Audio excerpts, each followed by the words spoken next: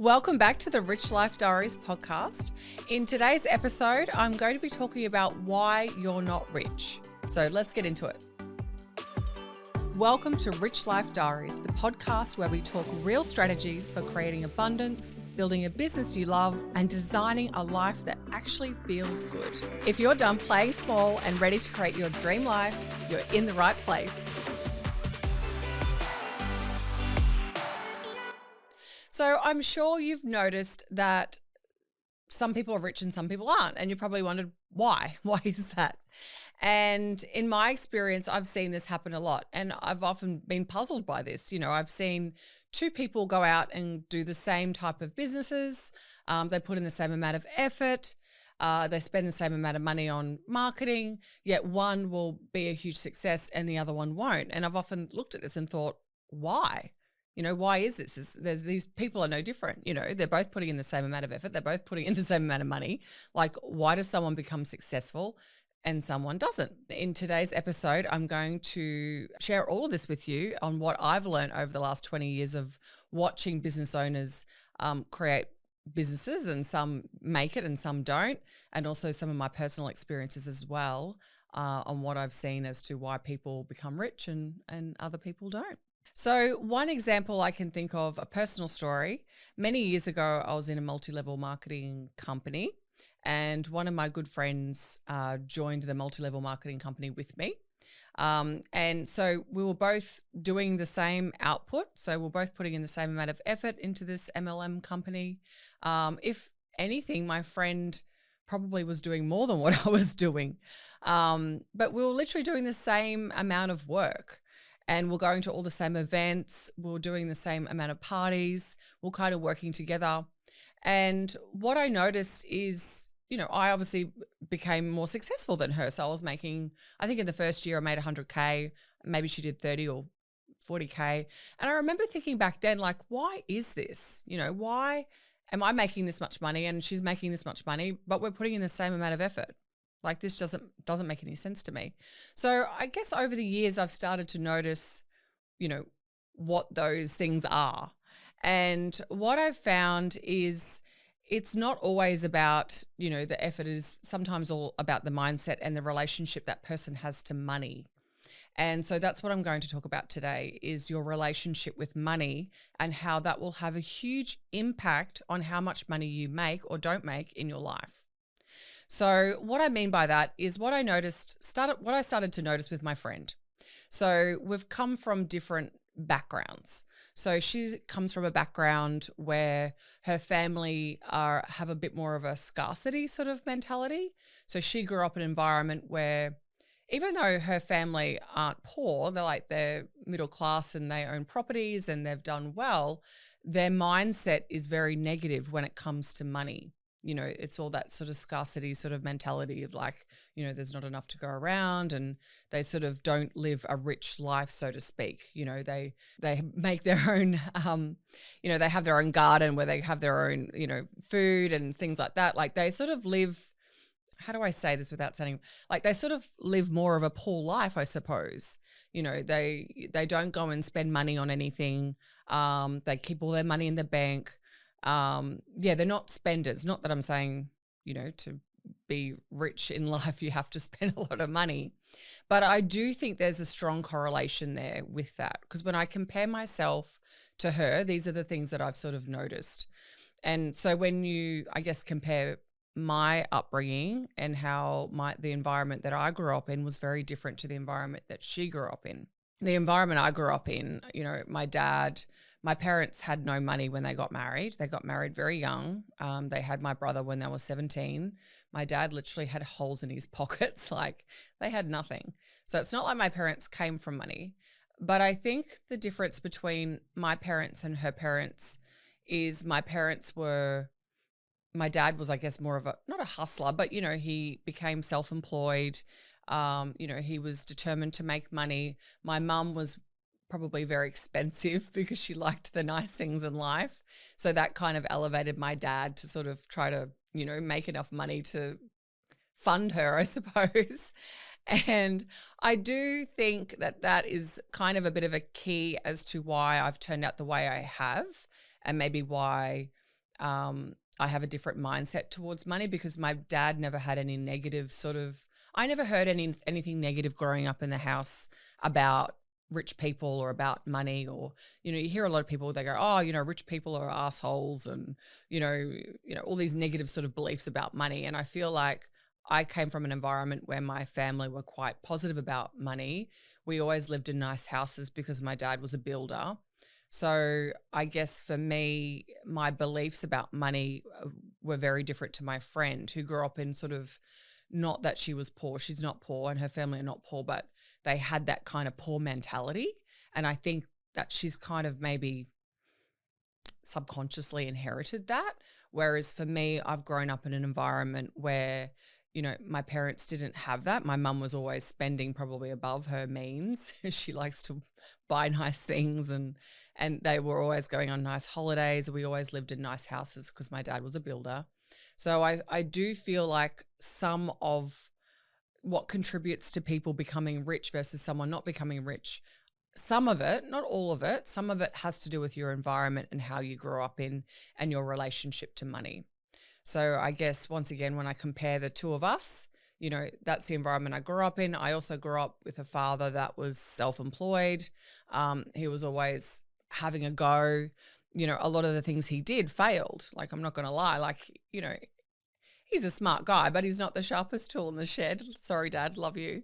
But yeah, like he tried, he was always trying. Even though he failed, he still went back out and had another crack at whatever. He'd build specky homes. Sometimes he'd make money out of them. Sometimes he wouldn't, but it wouldn't stop him. He'd still keep, going and pursuing, doing different projects and things like that to try to get ahead.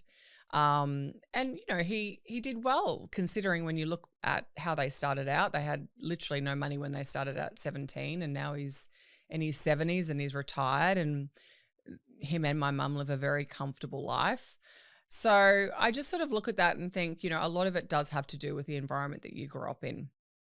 And if you inherited those sort of beliefs from your family, whatever those money beliefs were. So in my experience, I think the biggest things that make someone not rich is probably just a negative mindset towards money, the environment they grew up in, and inheriting their parents' belief.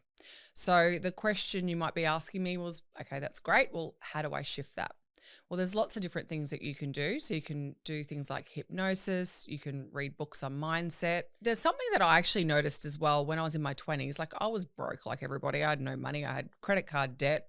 I was probably living above my means at the time. I was like everyone else. I had a basic job where I was earning a basic salary. And I remember having this friend of mine, her name was Brooke, and she was always winning. Like, we'd go to the casino or something, and she'd put money on and she would always win. And I've often thought about that too. I'm like, why is it that some people win all the time and I'll go through the same amount of money and I always lose? Like, I never win anything when I gamble. She's always winning. This kind of links back to the money mindset thing. I think it's a belief thing, right? So I think she always believed that she would win. And something I also noticed about Brooke when I remember analyzing her in my 20s, she was always very generous with money.